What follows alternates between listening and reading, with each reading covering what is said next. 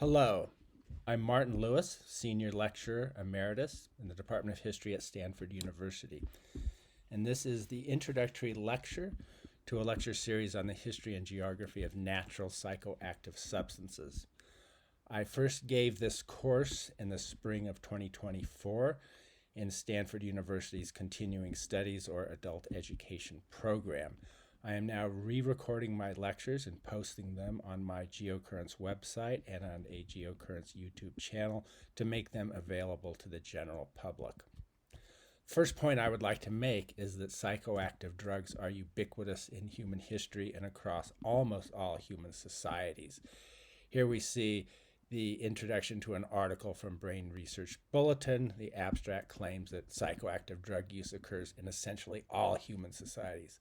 I would disagree with that, although it depends on, I suppose, what we mean by essentially. There are certainly societies with no evidence of indigenous use of psychoactive substances. The Inuit living across the Arctic region of North America would be a prime example. It certainly is recreational drug use among the Inuit today, but it's not historically demonstrated.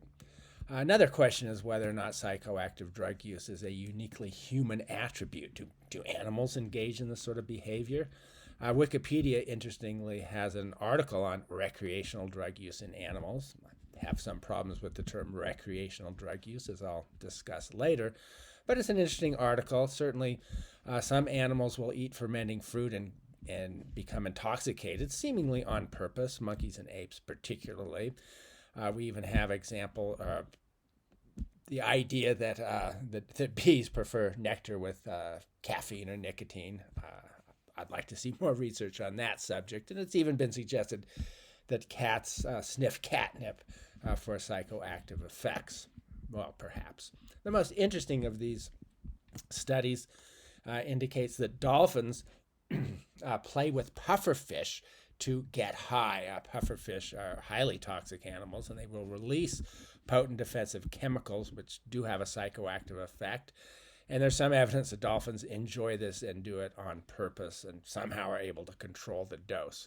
But again, I'd like to see more research on this subject. Historically, psychoactive drug use has been marginalized in academia. It's often trivialized, disparaged. It's not a topic for serious scholars, or at least that's the way it used to be seen. Today, there's much more interest, and in fact, sometimes I think it's a bit exaggerated. I'll give you some examples. These are all from books that I find highly valuable and would recommend, but I think they make the point a little too strongly. So one would be Edward Slingerland's Drunk, How We Sipped, Danced, and Stumbled Our Way to Civilization. I highly recommend this book, but I think the author goes a little bit too far in his arguments that intoxication made civilization possible. I mean, as you can read here at your leisure, in the blurb to the book, the final line is, "We would not have civilization without intoxication." Well, perhaps, but I think it goes a bit too far. Another very interesting book, a recent book, is Brian Murarescu's The Immortality Key, The Secret History of the Religion with No Name. And by the religion with no name, Murarescu is talking about cultic practices in ancient Greece and Rome, although he extends it into early Christianity. And he claims that the Eleusine mysteries, which were very important in the ancient Greek world and into Roman times as well, were based on not just psychoactive, but psychedelic substances. People were having essentially profound psychedelic experiences in which they would see God, or in the case of the ancient world, a particular God. There is some evidence that is emerging. I find this a very interesting book, but I think he pushes it a bit too far. Another author I really like is Michael Pollan. I'll talk about some of his books later on, but he is arguing now that, that caffeine changed the world. I'll agree with that, but at least as this blurb, as you can see in the title of the new audiobook of Pollan is Caffeine, How Coffee and Tea Created the Modern World. Well, they certainly played an influence, but I think it goes a bit too far to say that they created modernity. And the final example, another author who I admire, Amitav Ghosh, a recent book on the opium trade, Smoke and Ashes, argues that the opium trade, 19th century opium trade, led to the triumph of Western imperialism and hence globalization. Or to read from the quote here, Ghosh finds opium central to the origin of some of the world's biggest corporations and America's most powerful families and prestigious institutions. That's undeniable. But again, one can push this thesis a bit too far. So anyway, this course essentially takes a middle path. I would argue that no, we did not drink our way to civilization, but alcohol evidently did play an important role. And ancient religion, I do not think was necessarily focused on psychedelic drugs, but sometimes it was. And I don't think that coffee, tea, or opium created the modern world, but they played very important roles. So the take-home message is that psychoactive substances demand serious attention, and that is precisely what I am going to give them here. A little aside, as I said, I gave this course to Stanford University's Continuing Studies program, and I was very surprised by my low enrollment in that course. I think I had 18 students. I've been teaching in the Continuing Studies program for well more than a decade, and I usually have far more students than that. Toward the end of the class, in a discussion after one of the lectures, I asked those who were participating why so few signed up. And their response was pretty much unanimous. Well, you look at the title, it's going to look like a fluffy course. We know many courses are taught at universities about things like the history of rock and roll music or the something similar. Pop culture looks fluffy, looks like it's not going to be very substantive. But they also agreed that the course was very substantive, and this will be, I promise you, a substantive course. A lot of detail is going to be given, and it's going to be given at a pretty fast pace. This is a course designed for Stanford students. I always wanted to teach it to undergrads. I was never able to. But I use the same standards when I teach in continuing studies as when I formerly taught undergraduate students. So it's fast-paced. You might want to go over some of the material a second or even third time. Now, one essential first question that has to be answered is, what do I mean by natural psychoactive substances, and then why is the course limited to them? So by natural, I mean substances found in nature, obviously, essentially substances found in plants and fungi, as well as their active chemical components that can be extracted. So I'm going to be talking quite a bit about coca, a plant that was domesticated in the Andean region of South America. It is commonly chewed or turned into a tea or even into candies in Bolivia, Peru, Ecuador, and other countries of the region. It is consumed by many millions of people. Now, coca contains cocaine. That's the main active ingredient, which has been, in the 19th century, isolated from the coca plant, although it is produced by the coca plant. So I will talk about cocaine because it is a natural substance. I will not talk about methamphetamine, which has somewhat similar effects because it is not created by any plants or fungi. It's created in a laboratory. And the same goes with opium. Opium is a plant, creates a flower. That flower has latex. That latex contains morphine and codeine and several other active ingredients. And morphine was isolated from opium quite some time ago. So morphine in that sense is a natural substance, and I will talk about morphine. But I will only barely touch on heroin. Heroin is derived from morphine, but it's derived in the lab. Plants do not produce heroin. Fentanyl is entirely produced in the lab. And I won't talk about these synthetic substances for a couple of reasons. One is there's just too many of them. I'd get bogged down. And also, it's too recent. I'll bring this course up to the current day, but I really want to focus on the historical development and substances that have only been created in the last few decades or half century really don't merit discussion in this class. Of course, another class that they certainly could be. Another question I want to take on right at the beginning is, why do I focus on history and geography? I should mention that I'm a geographer by training. My PhD is from the Geography Department of the University of California at Berkeley, quite some time ago. But I've been teaching in the History Department of Stanford University since 2002, retired 2 years ago. So I am deeply ensconced in both disciplines. I really view them as two sides of the same coin. I think if you do historical expositions without any geography, you're going to have a very limited view. History takes place on a geographical canvas, and that geographical dimension is crucial. You can also do geography without history, but I don't think you can explain anything if you do so. So I view them as two aspects of the same ultimate discipline, which is hardly a novel idea. Many scholars have the same. And as we will see, I think it's really important to understand where psychoactive drugs originated, in what social context and what environmental conditions, and how they spread, to what extent, and at what different periods. As we'll find, some psychoactive substances, like tobacco, just globalized rapidly. Tobacco was only found in the Americas, and within a number of decades, after the Americas were connected with the Eastern Hemisphere, tobacco spread very rapidly and essentially became globalized. Now, others like khat, a very important drug in Yemen, Somalia, parts of Ethiopia, spreading into Kenya and Uganda, have not globalized. And there are various reasons. One is khat it's a stimulant.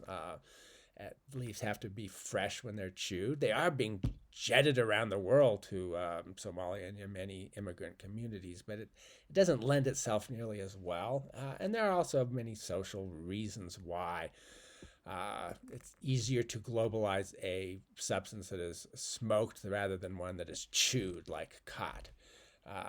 That's something we'll talk about later on. At any rate, though, I think that a variety of very important lessons about cultural and economic and political processes can be uncovered through this lens of psychoactive substances. Now, another preliminary point to make is that psychoactive substances are ubiquitous in nature. Many, many plants and fungi produce them. If you're interested, I'd recommend you just go to this Wikipedia article on psychoactive plants. The number of plants that contain DMT, dimethyltryptamine, a very powerful psychedelic, is immense. There are many of them. There are debates about why plants produce these chemicals. Most of them are alkaloids. They're metabolically expensive in a sense for plants to produce. So why, what do the plants get out of it? Some we can understand quite well. Many function to discourage consumption by herbivores. It can be poisonous especially to insects. I'm thinking particularly of caffeine. Nicotine is also probably a substance designed, or at least serves to discourage consumption by herbivorous animals. Even some animals, though, have psychoactive substances in them. Again, this is a Wikipedia article. Look at the bottom, ocean life containing DMT analogs. There are numerous. I don't think any of these are ever used by human beings. The one that I've highlighted here is the Colorado river toad that produces something called M5-MeO-DMT. Very powerful psychedelic substance. I'll talk about it toward the end of the class. And there are people who historically have evidently have used certain toads for their psychedelic effects. And even today, the very popular podcaster Joe Rogan has talked about toad venom on a number of occasions, and 5-MeO-DMT, the active substance, to the extent that the National Park Service warns visitors not to lick Sonoran desert toads, whose psychoactive poison has been smoked by celebrities like Joe Rogan and Chelsea Handler. I don't think this is a big issue. I don't think a lot of people are going out and licking toads. There are easier and much safer ways to experience the same effects. So anyway, going back to some of my basic introductory points that will sort of inform this whole course. One is that, yes, psychoactive substances are ubiquitous in nature, but most of them were never regularly used, or even as far as we know, used at all. And historically speaking, again, most that were used were mainly used medically. So I'll be talking about the history of medicine quite a bit, looking at ancient sources like the Greek author Dioscorides in his Materia Medica. Talks a lot about many of these substances, but for medicinal, not recreational uses. Most that were not used medically were spiritually framed, or at least ritualized, were used in a religious context in general. And finally, what we would generally call recreational drug use, just doing it for fun or kicks or to alleviate boredom, is mostly a modern phenomenon. By modern, I mean after 1500. But also largely sort of fully modern, mostly after 1800. That's when the idea of recreational drug use really sort of kicks off. So talking about modern psychoactive drug regimes after 1500, and a few important processes that we'll see across the board. So one is sort of a de-ritualization and secularization.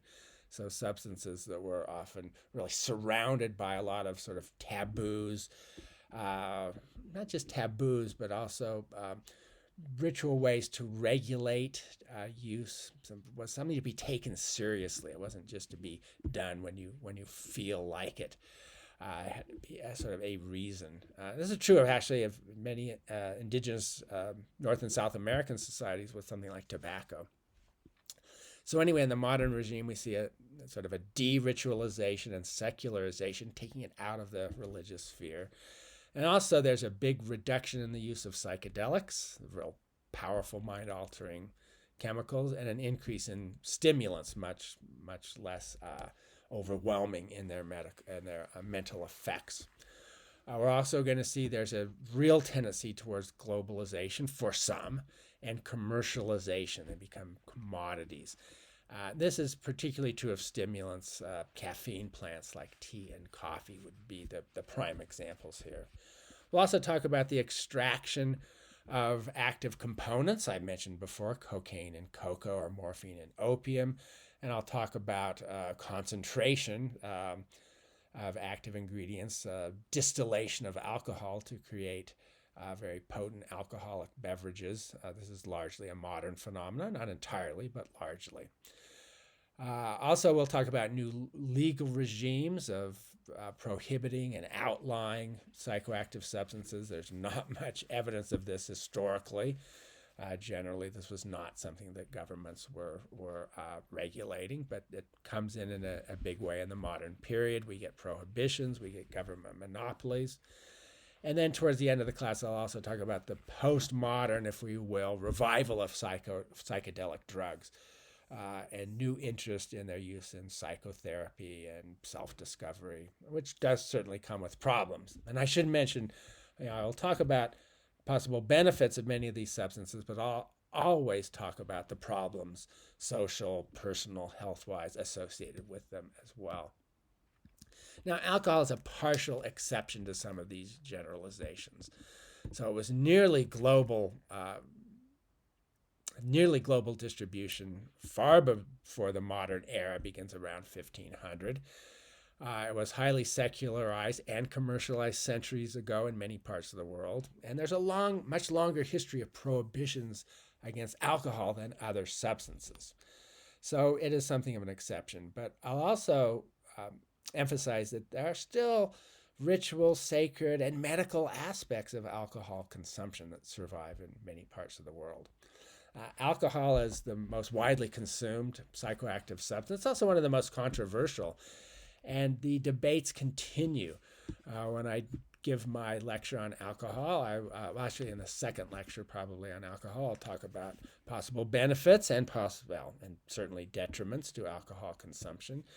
And rather than taking sides on issues like this, I just like to point students towards debates and authors who have different perspectives, and urge interested people to read their works or listen to YouTube videos. And for alcohol, I like to contrast Edward Slingerland, whose book Drunk, on how we drank our way to civilization, is an important book. Contrast him with Andrew Huberman, a very popular medical podcaster and doctor at Stanford University. And we just see this little quote from Huberman: "Stop drinking this poison now," meaning alcohol. That's an exaggeration of Huberman's own views. He's much more nuanced than that. But Huberman, like quite a few scientists today, argue that any alcohol is detrimental to human health. There's controversies around this, and I'll talk about those controversies. One other preliminary issue I want to mention is that there are important ethnic and cultural distinctions with drug use and drug prohibitions. In fact, whether or not a given culture uses or does not use, or tolerates or does not tolerate a particular psychoactive substance, often helps differentiate one ethnic group or culture from another. So one culture's standard or even sacred mind-altering substance is often another's abomination. That really separates cultures. We can look at this in many ways, and we will through this course, but we'll see the highly distinctive historical attitudes towards alcohol and cannabis or marijuana among Christians, Muslims, and Hindus. So in traditional Christianity, at least, alcohol in very small quantities is a sacrament, used in the Eucharist. And until the modern era, Christians were quite tolerant of alcohol, and alcohol consumption was ubiquitous, and as far as I know, in all Christian societies. Whereas Islam has from the beginning prohibited alcohol. Now, there are debates about this. Some say the Quranic injunction against it is really only an injunction against wine. Some would say it's only against grape wine. But the standard interpretation in most Muslim religious texts is that it applies to all alcohol. It is haram. It is forbidden. In Hindus, it basically depends historically on your caste position. Brahmins, the highest ritual caste, very much prohibited from alcohol use. Now, of course, it doesn't mean that no Brahmins or no Muslims drank alcohol, far from it, but it's still prohibited or at least highly discouraged. And also a number of other high castes in Hinduism, Banyas, merchant castes, have prohibitions against alcohol. But for Dalits, formerly called untouchables, but also for Kshatriyas, Rajputs, warrior castes, very, very high caste, second to Brahmins, alcohol was allowed. But alcohol, I could say in Hinduism, viewed with some suspicion. Whereas cannabis does not have much of a history of use in historically Christian societies. And when it did start to be used in the 19th century, a lot of suspicion about it, and eventually it was outlawed virtually across the world. Whereas in Islam, very different attitudes towards cannabis. There are some Muslim scholars who've argued that it's forbidden, analogizing it with alcohol, but most of them have claimed that it's allowed. And among Sufis, Sufism is the mystical tradition within Islam, cannabis has played a very important role. In fact, as we shall see, cannabis really spread across much of Eurasia with Sufi networks. And Hinduism, very similar. There's certainly some suspicions about cannabis, but it is a sacred plant of the god Shiva, Lord Shiva, as is Datura, a very potent psychedelic substance. Cannabis in its sort of potent forms has long been used in India, particularly by holy men. Like I say, others have been suspicious, but in a mild form, a drink called bhang, It continues to this day to be a very important beverage in some Hindu religious ceremonies, particularly the holiday of Holi, where bong is very widely consumed. It's a very mild form of cannabis, but does have its psychoactive effects. Or we could look at the just extraordinarily negative Spanish reactions to psychoactive substances, particularly psychedelic substances in the Americas, where they were viewed as demonic, literally demonic. We'll talk about that at some length. I do want to give you one example of ethnic differentiation in drug use that I've witnessed myself firsthand. So this is a betel nut. Betel nut is by some measures, the fourth or fifth most widely consumed psychoactive substance. It's a chewed palm nut wrapped in a plant leaf with a little bit of lime. It's fairly mild. It's often analogized with tobacco or caffeine, perhaps, a mild stimulant. It's not a particularly powerful drug, but it is, like tobacco, it's addictive. And in many parts of the world, you'll see people with stained teeth from chewing betel. It's popular in Southeast Asia and South Asia, or India in particular. There's a lot of recent opposition to betel nut because of its health problems. So here's a HuffPost article on Asia's crimson addiction, which I think, again, is a great exaggeration to call it Asia's addiction. It's particular groups. But I bring this up because my PhD dissertation, my first book, were based in a mountain community in northern Luzon in the Philippines. This is an area that was not Hispanicized. Most of the people in the village where I lived in 1985 into 1986 called themselves Paganos or pagans. About a third were, maybe a quarter were Christian. But because the Spanish never really colonized this area effectively anyway, old traditions persisted to this day. And there are a number of different ethnic groups there with different languages.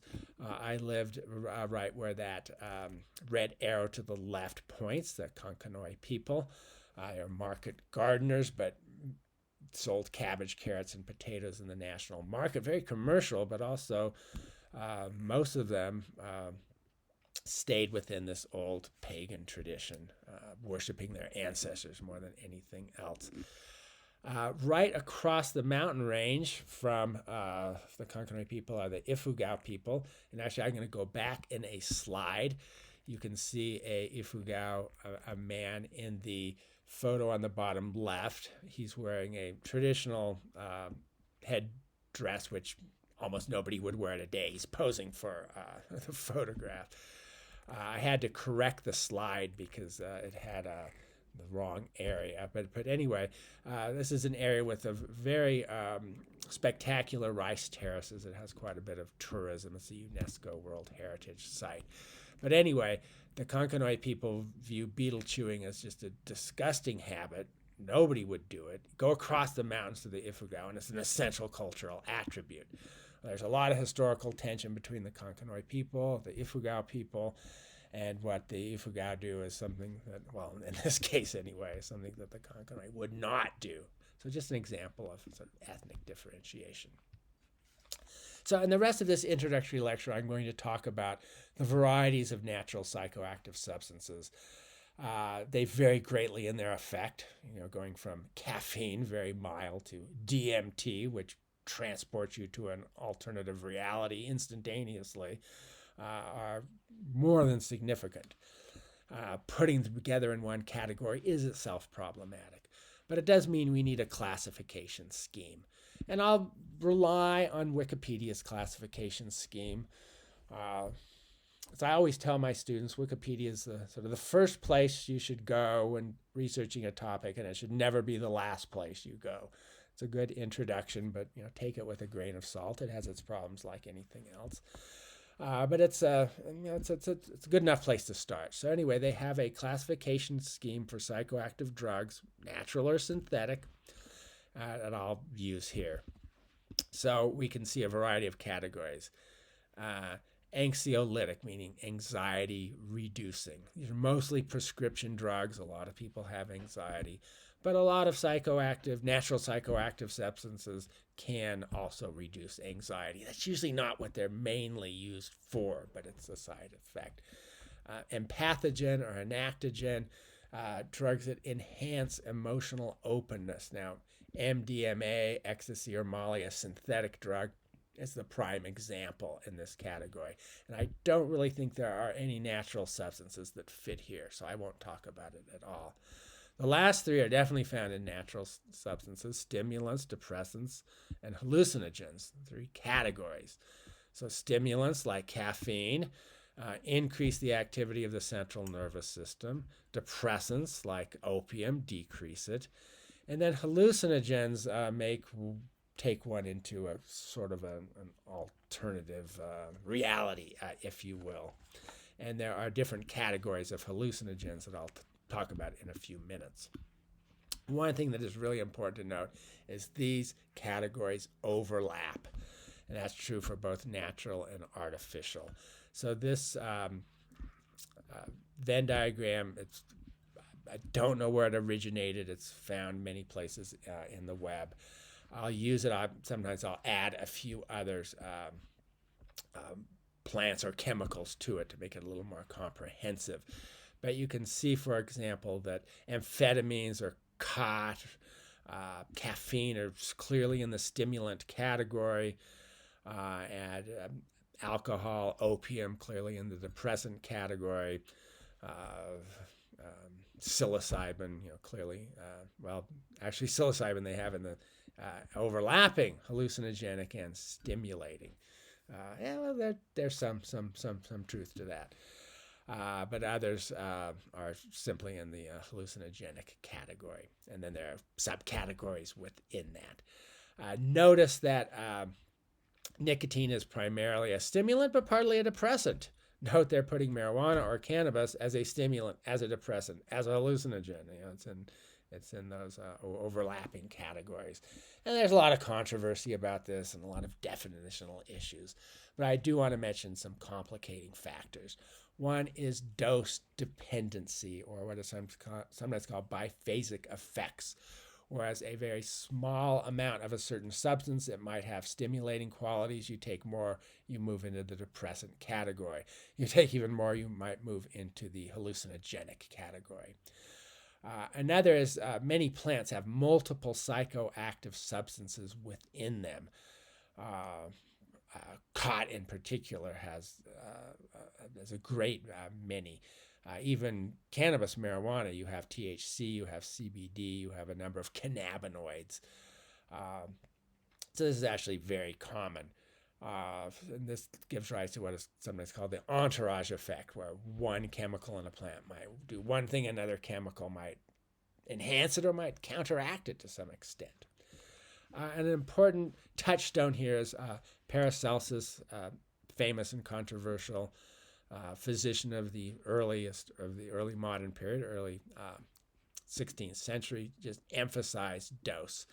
And his dictum is well known. The dose makes the poison. All things are poison and nothing is without poison. Well, there's a lot of truth to that. If you drink too much water, it can be a poison in that sense. So nothing is without poison. And even the most poisonous substances imaginable, if you're just getting one molecule of that, it's not going to cause a problem. Interestingly, these biphasic effects seem to be highly pronounced with two of the most commonly used psychoactive substances, alcohol and cannabis. My quote here comes from a Medical Cannabis Institute, but it says, alcohol, when consumed in small quantities, can make a person happy and sociable, while at higher doses can make them feel sad or angry. Well, partly depends on the person. There's great individual differences in how they're affected by alcohol or certainly by cannabis. But notice going on, it says low doses of THC, that's the main psychoactive substance in cannabis, tetrahydrocannabinol, may make a person feel relaxed and less anxious, improve their memory and cognition. I'm not so sure about that. Anyway, while high doses can significantly increase anxiety. And to add to the complication is cannabis also has another substance called CBD, which generally reduces anxiety. And those two can go sort of counteract each other, and many people are very concerned about the balance between them. CBD is not really highly psychoactive, but does have some of these aspects. Even tobacco has biphasic aspects. Not so much as it's used today, but as it was used traditionally and still in indigenous societies in the Americas, still in many cases to this day, can notice even have hallucinogenic effects. You certainly don't associate, nicotine sort of sharpens the concentration. It's not going to be associated with any sort of psychedelic experience. But historically, it was a different sort of thing, and we'll look at that later on, partly because of some varieties of tobacco had much higher nicotine concentration, and they also had other chemicals like harmaline, which does have psychoactive effects. So anyway, back to Wikipedia's psychoactive drug classification scheme. I will just briefly mention the anxiolytic or anxiety-reducing drugs. Like I say, most are synthetic, but alcohol, opium, cannabis, particularly if it's low THC and high CBD, have this property or can have this property. They're primarily consumed for other reasons. I will talk in this class about kava or kava. It's often analogized with alcohol. It has some similarities, but many differences. It's the historical drug of much of the Pacific Islands. But it is being explored by physicians today for its anxiety-reducing properties. And that is a big interest to a lot of doctors today because anxiety is on the increase. If I have time towards the end of this class, I'll talk a little bit about Blue Lotus. This is a drug that went extinct, essentially. It seems to have been used extensively in ancient Egypt. And it is definitely psychoactive. It's being used again. It's legal in most places. You can buy it. It has a variety of psychoactive effects. Anxiety reduction can be one of them. And then I will give a slide here on Kana, which is a plant. It's like an ice plant from the southwestern part of Africa, and was historically used by the Khoisan people. That's actually a language category. The San or the Kung, formerly called Bushmen, that's considered a pejorative term. Many of them were hunter-gatherers. Some were pastoralists, the Khoikhoi people. They were pejoratively called Hottentots by early Europeans, a term that really should not be used today because it's pejorative. They're much reduced in number and range from where they lived in circa 1500 for a variety of reasons. But both the hunter-gatherers and pastoralists would chew the leaves of this succulent plant to fight stress and depression, relieve pain, alleviate hunger. All of those are classical properties of a stimulant. Most stimulants, well, not necessarily fight stress, but they certainly do alleviate hunger.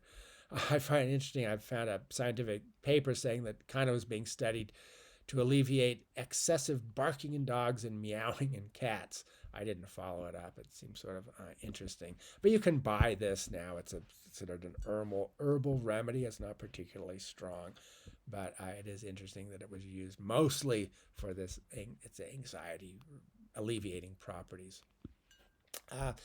I will talk a lot about the natural stimulants. They're very common, very widespread. So I've emphasized a few different substances here.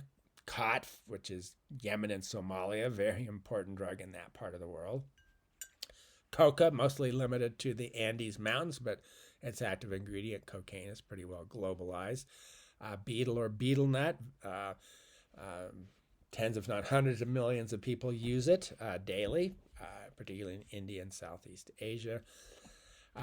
Caffeine from a variety of different plants. Theobromine is found mostly in chocolate. It is very mild. It's not even really clear whether or not you when you eat or drink chocolate if you get enough of it to have significant psychoactive effects. And tobacco sort of, I'd say it's in the stimulant category, although it has other effects as well. So just to reiterate, I will lecture quite a bit on the caffeine plants, particularly coffee and tea, because they're the globalized ones. But caffeine is found in other plants. Kola nut from West Africa, yerba mate from South America. Chocolate has a little bit. Chocolate mostly has theobromine, but I don't really think it rises to the drug category. Some people would put it in there, and I will talk about chocolate, but not at great length. Nicotine plants, that's tobacco.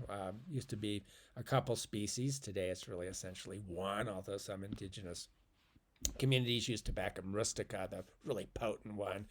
And excuse me, and pituri, which is some related plants from Australia, which Aboriginal communities have and continue to use for essentially for nicotine. I'll talk about betel nut, I'll talk about coca, I'll talk about khat. Natural stimulants mostly have very mild effects, although, again, it's dose dependent. If you chew a lot of khat, it's not necessarily all that mild. And it has a lot of the same problems you find with things like methamphetamine. The benefits of stimulants are increasing energy and concentration, enhancing mood, sociability, reducing hunger. These are pretty much common across the board. They all have detriments, though. They can definitely increase anxiety and irritability, especially if large doses are taken. Resulted with sleep problems. A number of them are addictive, particularly nicotine and betel. Health problems, well, yes, of course. And again, nicotine and betel seem to be the worst in this regard. So just briefly going through some of these key plants that I'll talk about at great length. I'll have an entire lecture on caffeine plants, but tea, it's a kind of camellia, world's most widely consumed drink after water.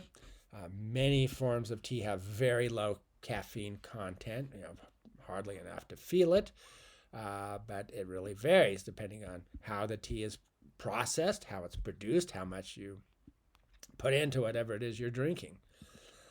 And I'll have some maps here that I've made, fairly crude maps, and there are a lot of questions I have with them. But before 1500, tea was pretty much limited to East Asia and some adjoining parts of Central Asia, and Southeast Asia was domesticated in the area of sort of most likely southwestern China, getting a little bit into India. That's where the plant grows naturally. Coffee. The world's largest sales for hot drinks. A lot of tea is consumed cold. A lot of coffee is consumed cold these days. You can see a terraced coffee plantation.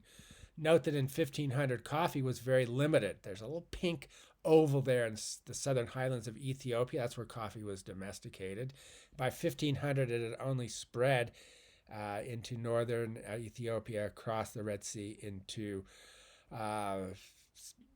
Yemen, a little bit into what is now Saudi Arabia. After 1500, though, it would, and especially after 1600, would expand explosively. Cola has a lot of caffeine. Note it's got a lot of other psychoactive substances, theobromine found in chocolate as well, and a number of others not really well understood.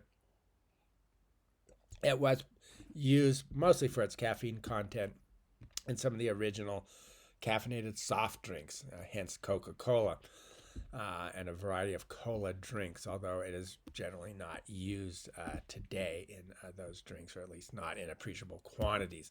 This is a drug of West Africa, where it is chewed. This map shows, again, in the pink oval, probably where it was domesticated, where it had spread by 1500.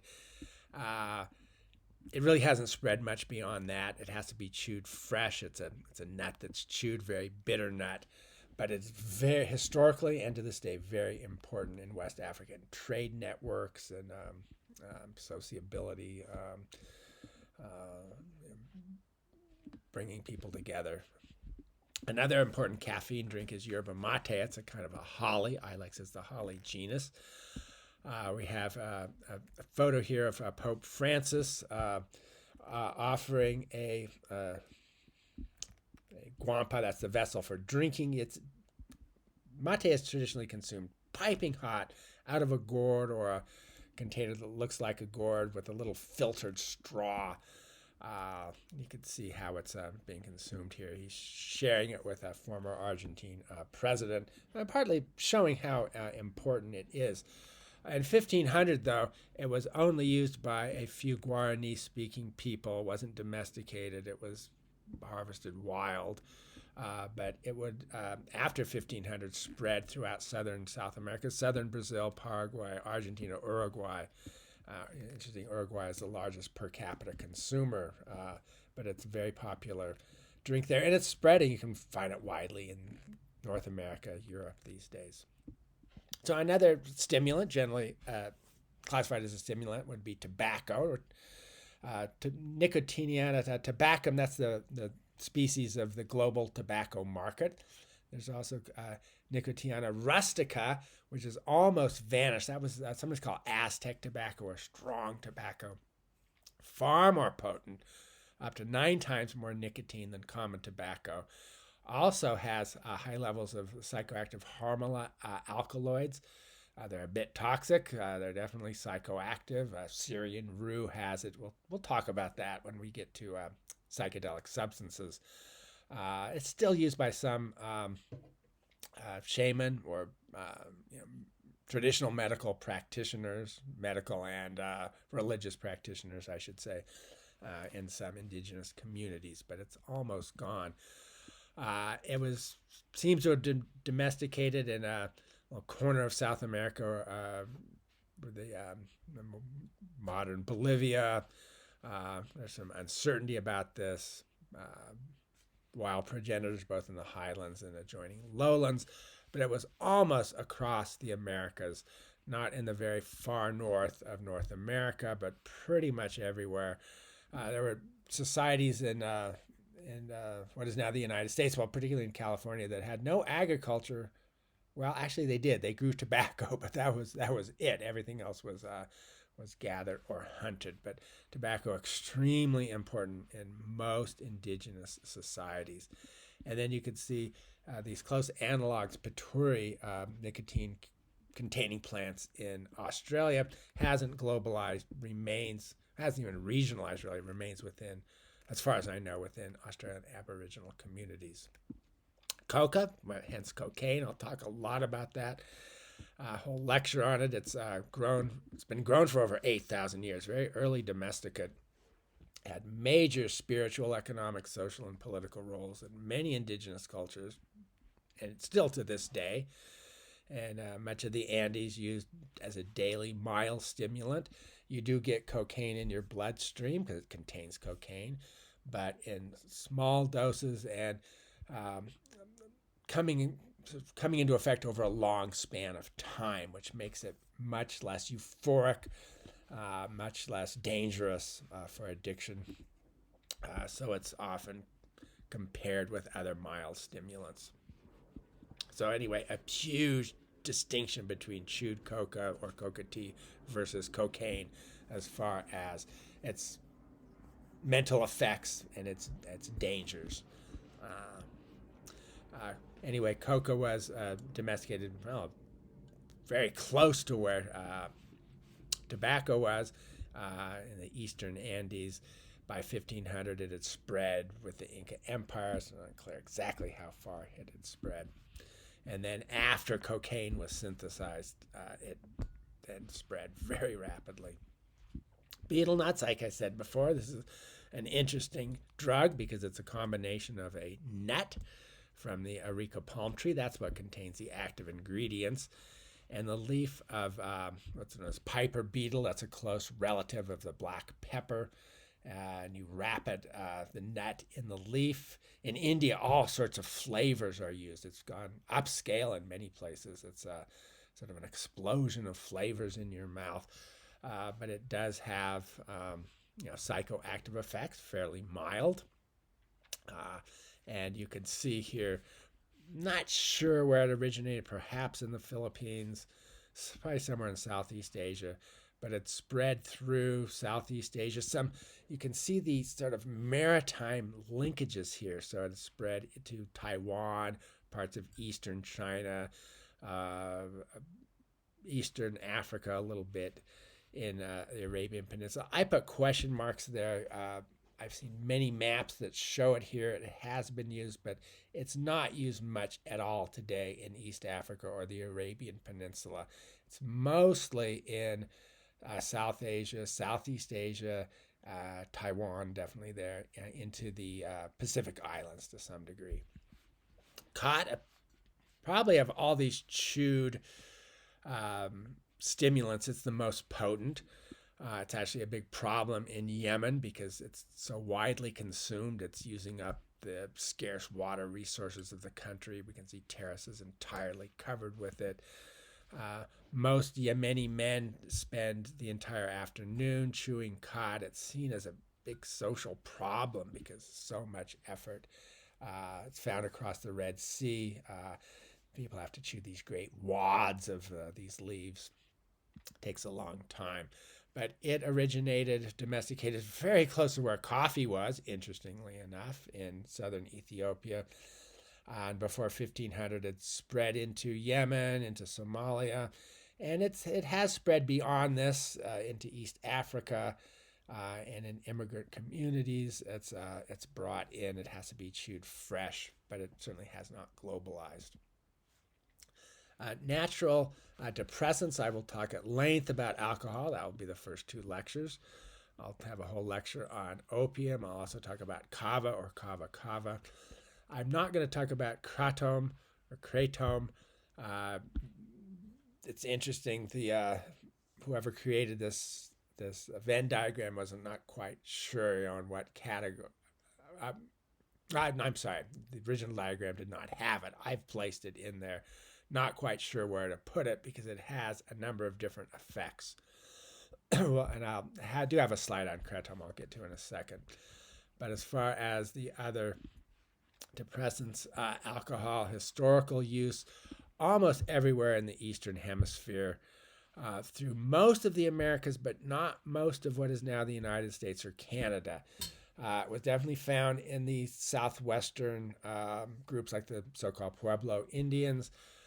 There have been some reports that Iroquoian people made alcohol out of maple syrup. Some of the groups in the southeast of the United States made it, but if they did, that wasn't a regular practice.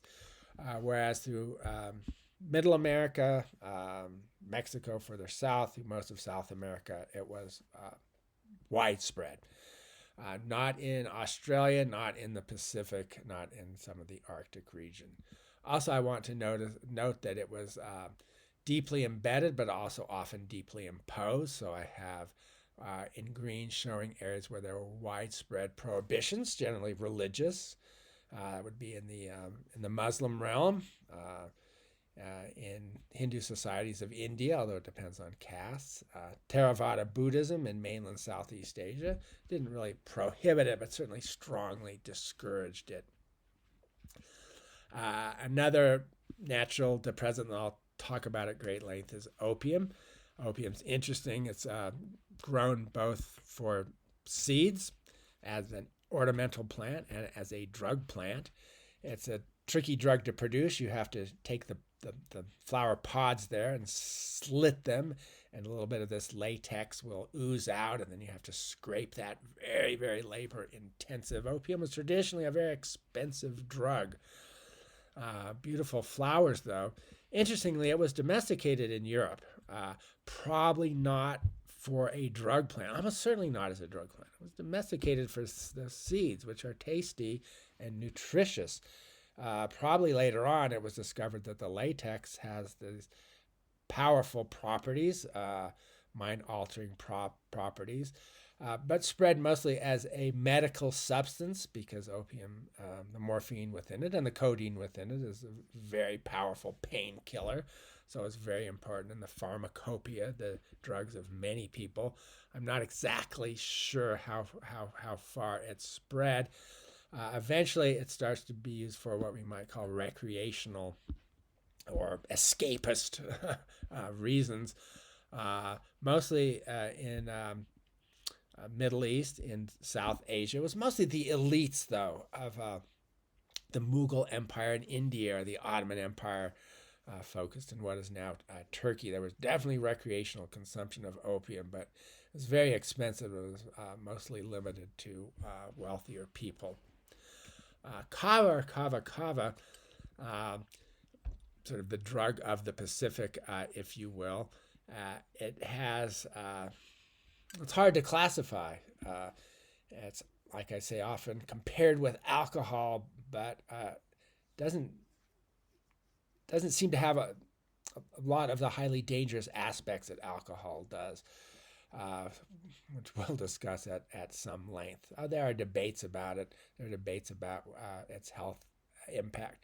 But in the Pacific Islands, it's generally viewed that it's a lot less socially and even individually destructive to drink kava than to drink alcohol in excess. But guess what? Kava can be consumed in excess as well. Hasn't spread very much, although it is today. There are kava bars in the United States and in Europe where you can consume this. We can see the traditional kava ceremony from Fiji. The map here that I made doesn't show very much Pacific Islands, so I made a more detailed map, and it's interesting, it's very complicated. Some Pacific Islands had it, some did not. Some it was very important in Fiji and Tonga and Samoa, in the islands of Vanuatu, and I should say this spans the traditional divide between Polynesia and Melanesia and Micronesia. We'll talk about that. And it has recently been spreading. I have one arrow to Aboriginal communities in northern Australia, but it's also globalizing. And then just briefly, kratom is a plant that it has a variety of effects. It's very controversial. It's legal in most places. It was originally used simply for medicinal purposes in Southeast Asia, Thailand, Malaysia, adjoining areas. And then only recently, 20th century as far as I know, did it become a recreational drug. If you look into the literature, you'll see that there are many proponents who think it has great benefits for increasing stamina, relieving pain, reducing anxiety. Others say, oh no, it can cause confusion and discoloration, nausea. A lot of this, of course, depends on the dose, how much you take. But anyway, the Wikipedia describes it as producing euphoric effects comparable to coca in low doses, and then opioid-like effects at higher doses. And I'm not going to talk about it at great length, but its use is spreading. It's legally available, and there are some excitement about it and some concern about it. That's usually the case. Finally, actually second to last, I'll talk about the hallucinogens. I'm not going to put cannabis in that category. It can have hallucinogenic effects if taken in extremely high doses, but it's generally not. But notice there are several different circles here within the hallucinogenic category. And the conventional taxonomy or classification is into three different categories. These are problematic. It's hard to place some of them. But the three would be first psychedelics.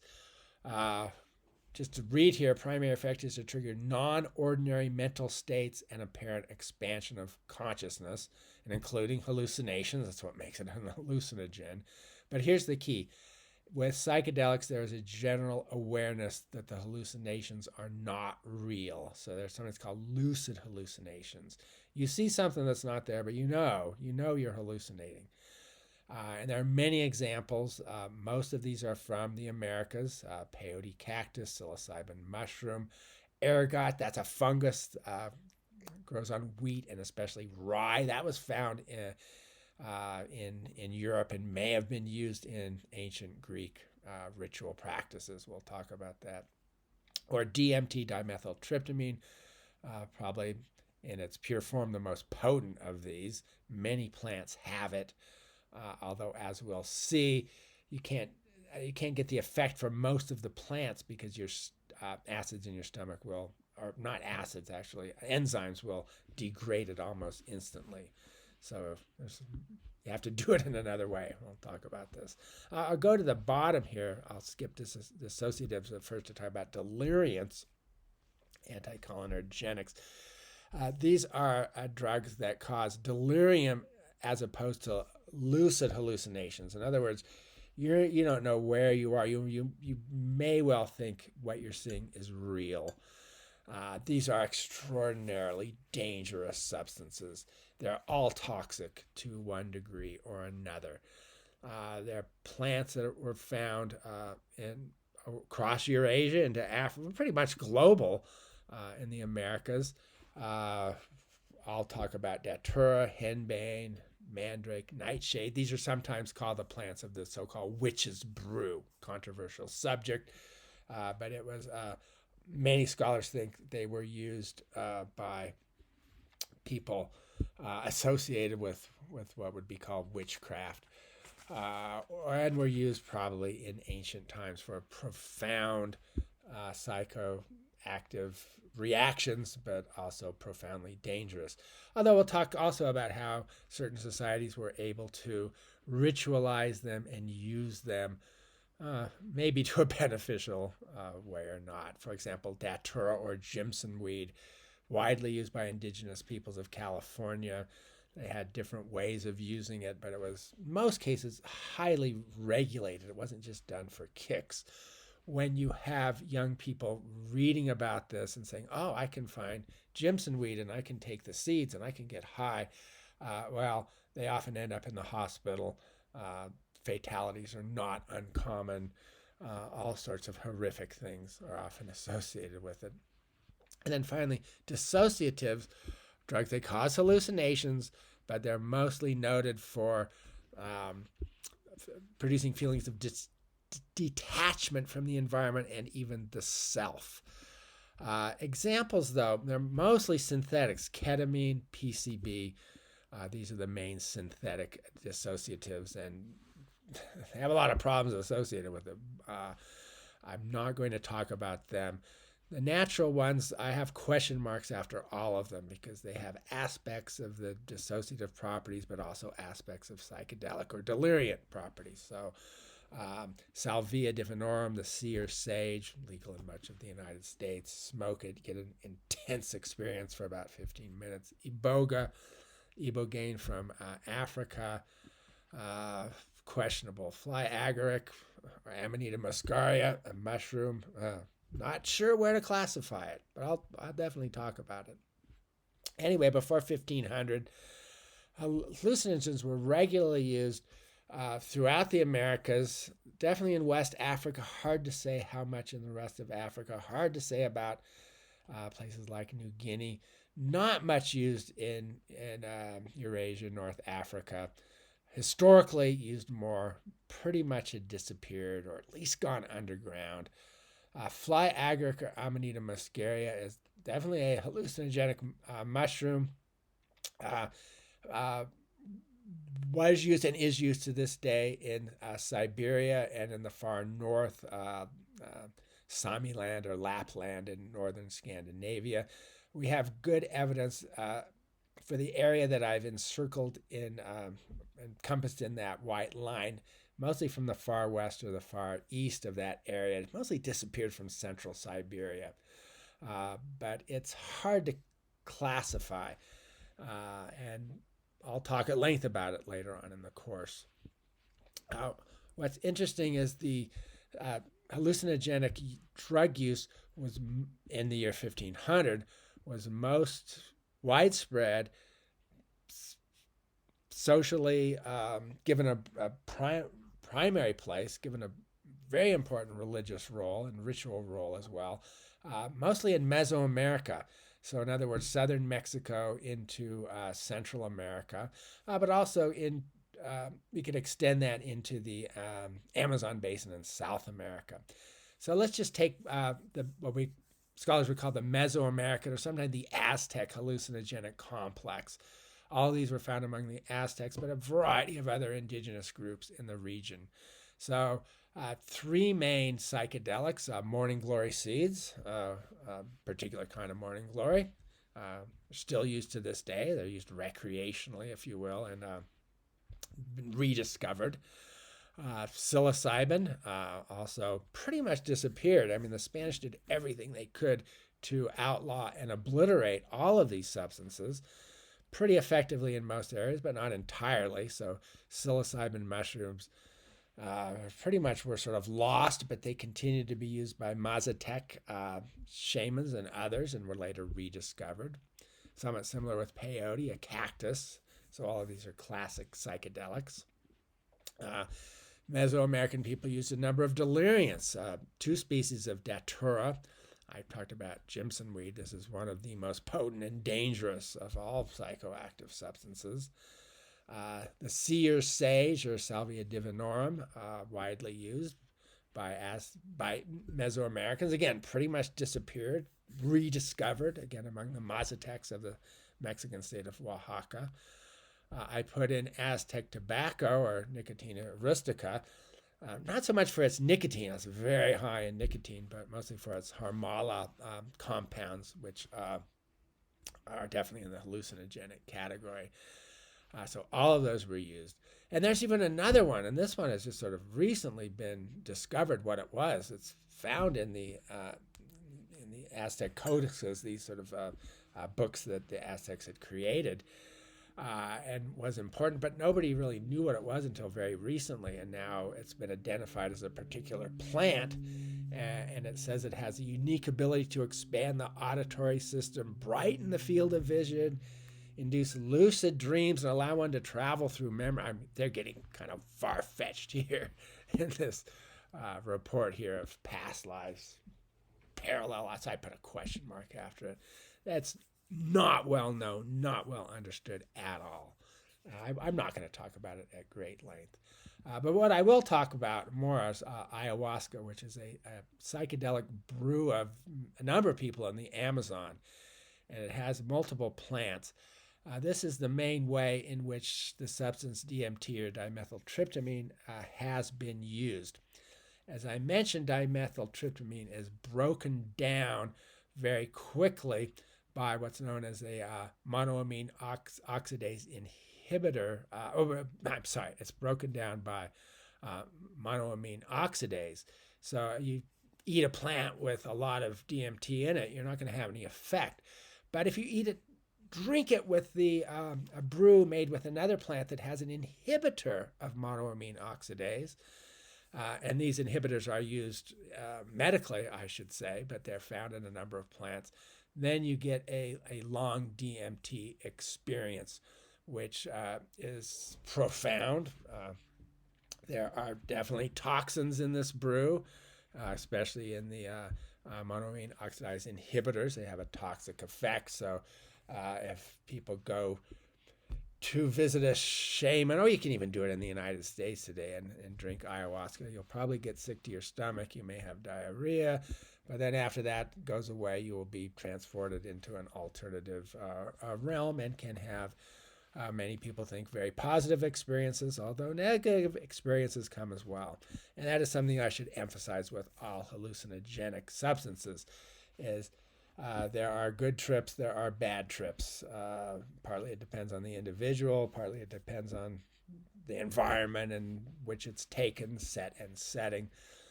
But all of them can be associated with nightmare experiences or experiences of great joy and spiritual understanding, or at least that's how it is reported. The main Eurasian hallucinogen of the modern era, mostly limited to Siberia, far north, is this classical red-capped mushroom, Amanita muscaria.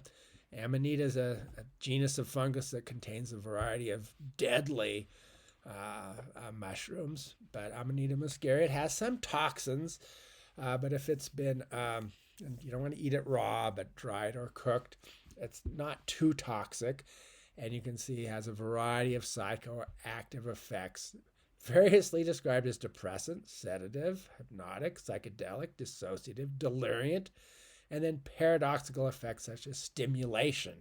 So it's a depressant, but it can be stimulating. Well, that paradoxical effect can be found in tobacco, which in its, or I'm sorry, I should have said in alcohol, where alcohol can have stimulating effects at first, but then after your blood alcohol goes down, definitely a depressant effect. So that's not uncommon.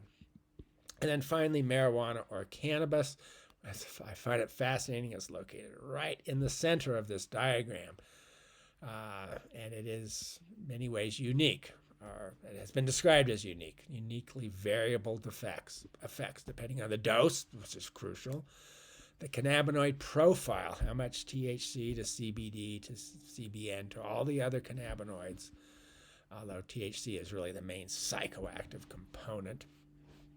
By the personality of the individual, people who are inclined to anxiety often will have very negative effects with cannabis, particularly high THC cannabis, because it can enhance that. Other people who are less inclined to it may argue that it reduces their anxiety, not just the CBD, but even the THC. Again, by environmental conditions, by cultural expectations. I find it interesting that the Wikipedia describes it as having a triphasic nature.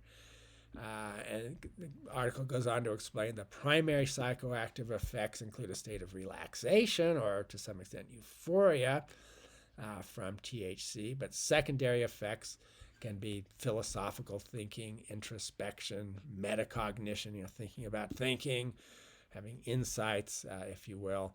And then it can lead to anxiety, paranoia, and high enough doses, hallucinations has been linked with some pretty credible studies to enhance susceptibility to schizophrenia if it's taken by susceptible people in large doses. So it is really going to vary. And I also note that cannabis is like opium in that it was probably probably domesticated not for its drug effect, but for its seeds, which are quite nutritious, although not very good tasting. Now, there are a variety of ways of preparing cannabis or hemp seeds to make them palatable, but it was used, probably domesticated in China, mostly for its seeds, but they disappeared from use when other grains came in. But more important than its seeds were for its fiber, hemp fiber, and that was mostly what it was grown for. And as we'll see later, the original plant had some psychoactive substance, had THC in it. But then some strains were bred for seeds, some strains were bred for fiber. Those tended to lose their THC and became non-psychoactive. Others were bred for eventually for the drug, for the THC primarily, and actually those plants became, well, they still can produce seeds and produce fiber, but not very good at producing those. So it depends on how it's bred. Very recent studies indicate that it was domesticated in northern China as a multi-purpose plant and was used in China for seeds, so they disappeared, continued to be used for fiber, and used as a drug pretty much only as a medical drug, not a recreational or spiritual or intellectual drug. It was in Central Asia among nomadic people such as the Scythians where it was first developed and then sort of bred for the psychoactive properties, spread through the Muslim world and Hindu world in India, also spread into East Africa and Southern Africa. Not clear how far in Africa it spread. And then after 1500 globalized, and we'll look at how it globalized and how that happened and the pathways that were taken. And then finally to end, let me just give the lecture overview. I have to say this is the lecture that I used when I gave the continuing studies class, the outline that I used. This will be changed in these lectures. Just yesterday, looking at Lecture 2, Alcohol, I realized that will have to be divided into 2 lectures. When I originally gave this class as a continuing studies class, it was essentially a 2-hour class. I would lecture for at least an hour and a half, and then we would have discussion for a half hour. I'm going to limit these lectures to an hour or so. So a lot of these will be divided into 2 lectures. So I'll talk about alcohol. We'll move to the caffeine plants. Then we'll talk about tobacco, then opium, then cannabis. Again, I may have 2 lectures on cannabis or opium or tobacco for that matter. I combine cocoa with khat. I combine betel with kava. I probably will give these as separate lectures. I gave a lecture of the hallucinogens of Eurasia, looking a lot about the deep historical use of substances like ergot fungus, which has substance very similar to LSD, which seems to have been used in ancient Greek and Roman religious ceremonies. Although I talk mostly there about the deliriants, the so-called drugs of witchcraft like datura and henbane and mandrake. Again, I may have 2 lectures. Hallucinogens of the Americas, I'll probably divide this into the psychedelics and then maybe a separate one on ayahuasca, which is, DMT is a psychedelic, but it's unique in many ways. And then the last lecture, or maybe 2, I'll talk about other substances that I hadn't mentioned, like blue lotus, used in ancient Egypt, or some of the more obscure ones, iboga in Africa, and then some general conclusions that we could draw. So I hope you found this interesting, and I hope you will tune in for the later lectures. There's going to be a lot of maps, a lot of diagrams, a lot of information. I should just end by saying that I try to take a neutral stance as much as possible. I'm not in the business of telling you that these are substances that should be taken or substances that should be avoided. That is for you to decide yourself. I'll tell you which ones are legal or illegal, in many cases, depending on what state you live in. And for all of them, I will outline problems that have been discovered by scientists and others, health problems, social problems, but also mention possible benefits and why people take them, and how some medical investigators are claiming that a number of these substances, if used correctly, if used in the right doses, if used in the right places, can be beneficial. So I should say that I'm generally pretty suspicious of just recreational use for recreational use, just to get high or to have kicks. That has a role. Almost all societies have this to one degree or another. But I think some of the earlier regimes, where especially the more powerful substances were enveloped in a series of regulating devices, socially regulating, religiously or ritually, so it is just not something that some young kid is going to take in an unregulated environment, probably in large quantities. That can be very dangerous. And that's true of alcohol, that's true of cannabis, that's true of so many of these substances, but particularly the hallucinogenics. So thank you for tuning in, and I hope you will listen to and enjoy the subsequent lectures. Thank you.